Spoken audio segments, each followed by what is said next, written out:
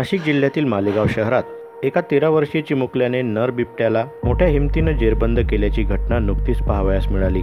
मालेगाव नामपूर रस्त्यावरील साई सेलिब्रेशन लॉनच्या कार्यालयात मोहित अहिरे हा 13 वर्षाचा मुलगा मोबाईलवर गेम खेळत बसला होता।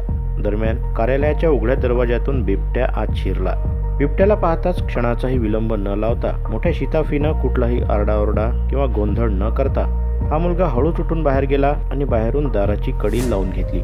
वडिलांना याविषयी माहिती दिल्यानंतर त्यांनी वनविभागाला कळवलं। नाशिक वनविभागानं या बिबट्याची सुटका केली। मोहितने दाखवलेल्या प्रसंगावधानाचं तसेच त्याच्या धाडसाचं सर्वत्र कौतुक केले जात आहे। मालेगाव नामपूर रस्त्यावर साई सेलिब्रेशन लॉन आहे, त्याला लागूनच लॉनचं कार्यालय आणि इतर गाडी आहेत। सकाळची वेळ असल्यानं सर्व काही बंद असतं। यावेळी फक्त कार्यालयच उघडं होतं। या कार्यालयातील रखवालदार विजय अहिरे याचा मुलगा मोहित हा कार्यालयात मोबाईलवर गेम खेळत बसला होता। यावेळी अचानक बिबट्या सरळ ऑफिसमध्ये शिरला।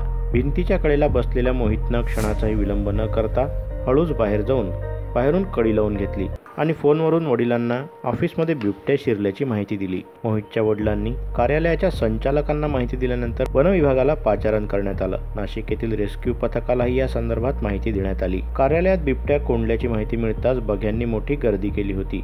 नाशिकच्या रेस्क्यू पथकातील डॉक्टर मोहन नागरे, वैभव उगले यांच्यासह मालेगाव वनपरिक्षेत्र अधिकारी वैभव हिरे, अग्निशमन दलाचे संजय पवार यांच्यासह पोलीस अधिकाऱ्यांनी बिबट्या असलेल्या परिसराची पाहणी केली।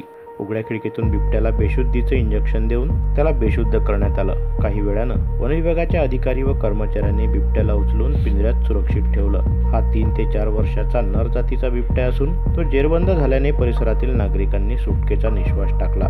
व्हिडिओला लाईक करा, शेअर करा, मंडल न्यूजच्या यूट्यूब चॅनलला सबस्क्राईब करा आणि फेसबुक पेजला फॉलो करा।